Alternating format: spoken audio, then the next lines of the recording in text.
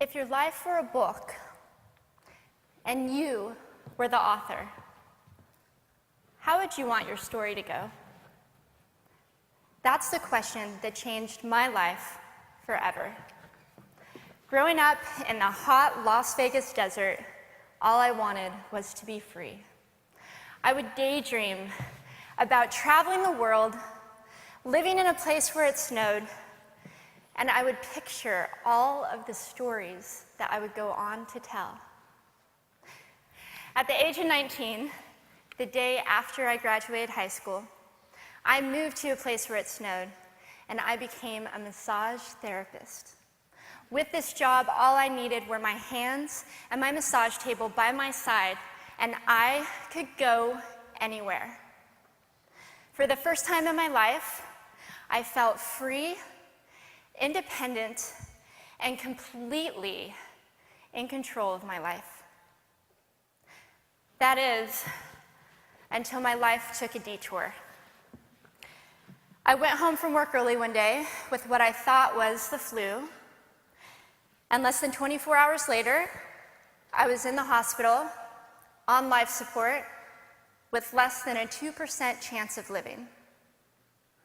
It wasn't until days later, as I lay in a coma, that the doctors diagnosed me with bacterial meningitis, a vaccine-preventable blood infection.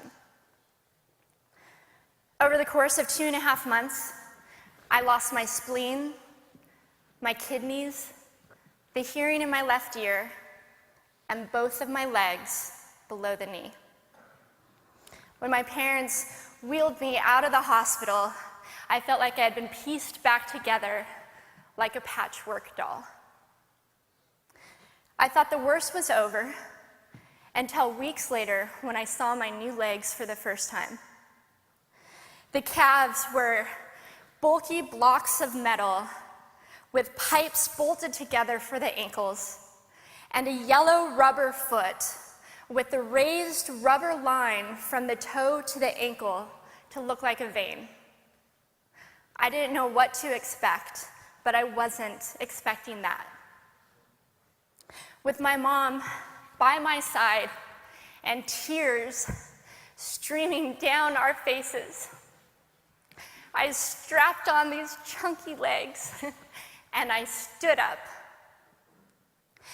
They were so painful and so confining that all I could think was, how am I ever going to travel the world in these things?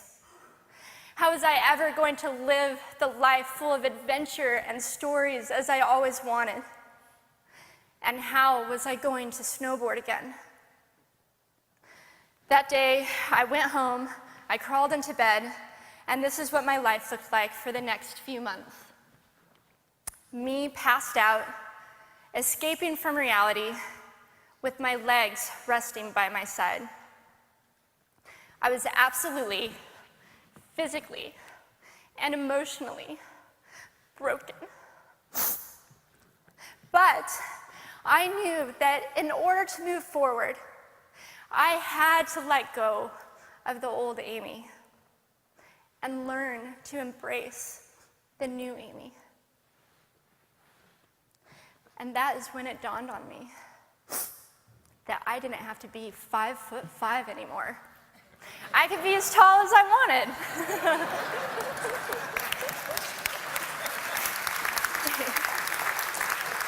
Or as short as I wanted, depending on who I was dating. And if I snowboarded again, my feet aren't going to get cold. And best of all, I thought, I can make my feet the size of all the shoes that are on the sales rack. And I did. So there were benefits here.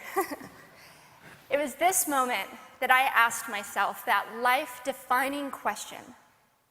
If my life were a book and I were the author, how would I want this story to go? And I began to daydream. I daydreamed like I did as a little girl. And I imagined myself walking gracefully, helping other people through my journey, and snowboarding again. And I didn't just see myself carving down a mountain of powder, I could actually feel it. I could feel the wind against my face and the beat of my racing heart as if it were happening in that very moment. And that is when a new chapter in my life began. 4 months later, I was back up on a snowboard, although things didn't go quite as expected. My knees and my ankles wouldn't bend, and at one point, I traumatized all the skiers on the chairlift when I fell, and my legs, still attached to my snowboard, went flying down the mountain. And I was on top of the mountain still. I was so shocked. I was just as shocked as everybody else, and I was so discouraged, but I knew that if I could find the right pair of feet, that I would be able to do this again. And this is when I learned that our borders and our obstacles can only do two things.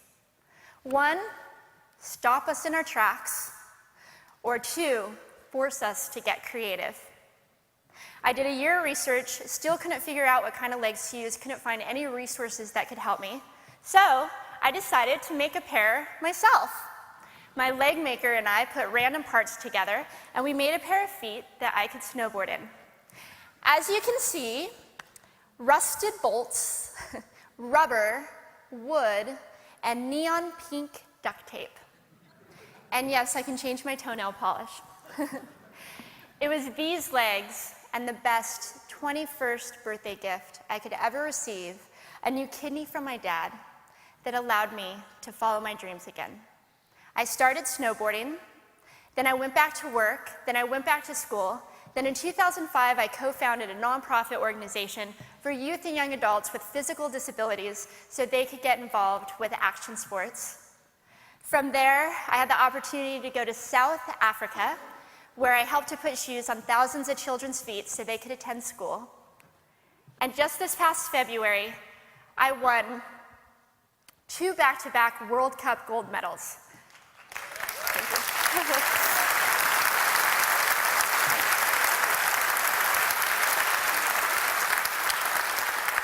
Which made me the highest-ranked adaptive female snowboarder in the world. 11 years ago, when I lost my legs, I had no idea what to expect. But if you asked me today if I would ever want to change my situation, I would have to say no. Because my legs haven't disabled me. If anything, they've enabled me. They've forced me to rely on my imagination and to believe in the possibilities. And that's why I believe that our imaginations can be used as tools for breaking through borders. Because in our minds, we can do anything, and we can be anything. It's believing in those dreams and facing our fears head on that allows us to live our lives beyond our limits.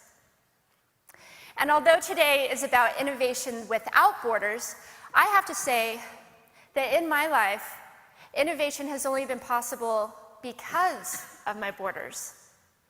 I've learned that borders are where the actual ends, but also where the imagination and the story begins. So the thought that I would like to challenge you with today is that maybe instead of looking at our challenges and our limitations as something negative or bad, we can begin to look at them as blessings. Magnificent gifts that can be used to ignite our imaginations and help us go further than we ever knew we could go.